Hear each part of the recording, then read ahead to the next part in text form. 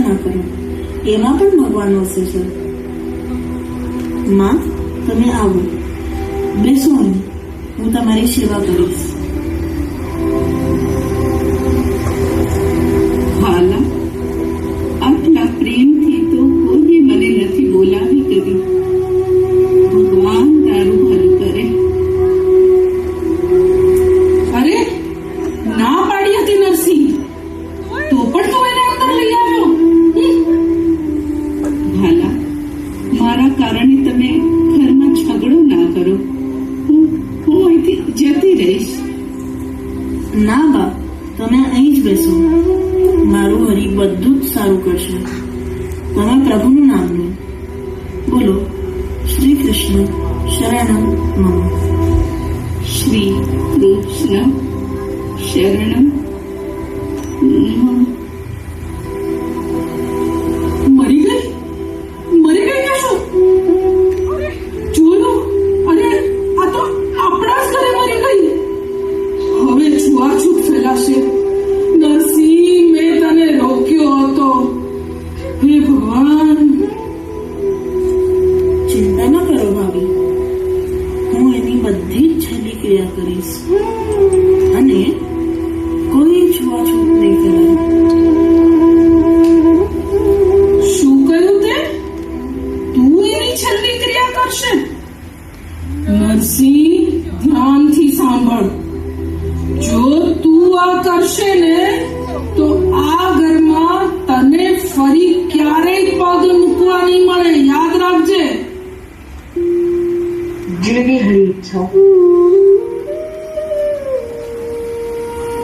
ઘર છોડીને નરસિંહ મહેતા પહોંચ્યા જૂનાગઢ, ગોપનાથ મહાદેવની શરણમાં. 7 દિવસની અખંડ તપસ્યા પછી મહાદેવ પ્રસન્ન થયા. નરસિંહે વરદાન માંગ્યું અને એ પ્રાપ્ત કર્યું. એ વરદાન હતું શ્રી કૃષ્ણની રાસલીલા જોવાનું.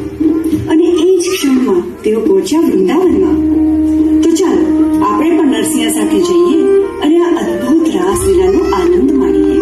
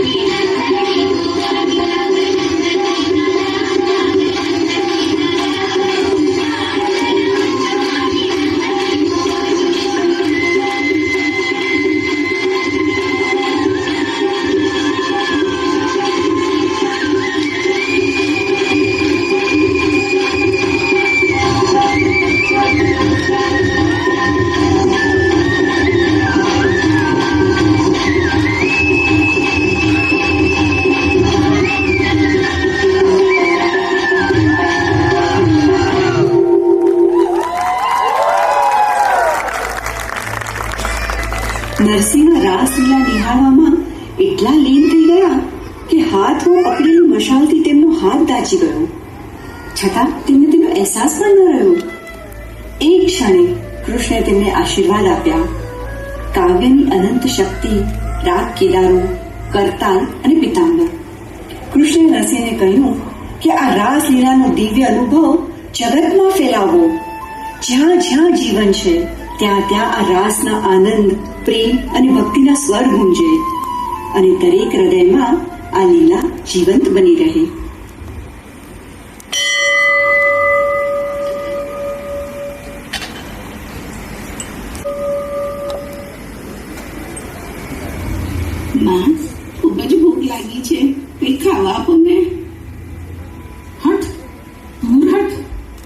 સવાર સવારમાં ભગવાનને બદલે આ ભિખારીનું મોઢું જોવા મળે છે.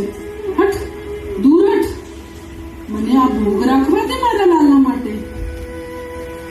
માં, થોડો પ્રસાદ અમને આપો. કેટલા દિવસથી ખાવા નથી મળ્યું. આ ભગવાનનો ભોગ તને આપું? આ તો મારા લાલા માટે છે, ભિખારી માટે નથી. ચાલ.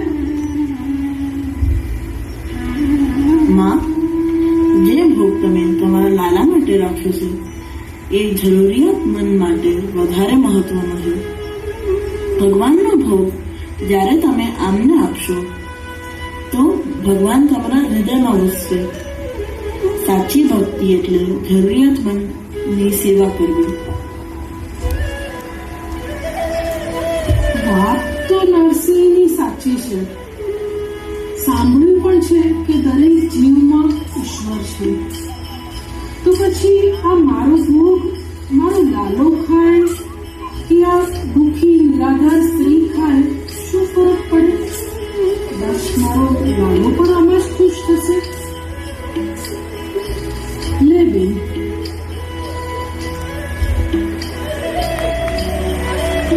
અને આ રીતે નરસિંહ મહેતાએ પ્રેમ અને કરુણાનો વારસો આગળ વધાર્યો અને સૌને ભક્તિનો માર્ગ બતાવ્યો.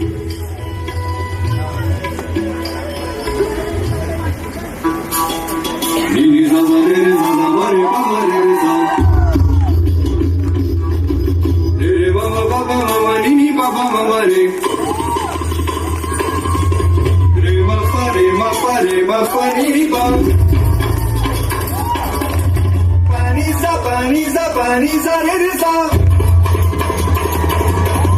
sa ni pa ma pa ma re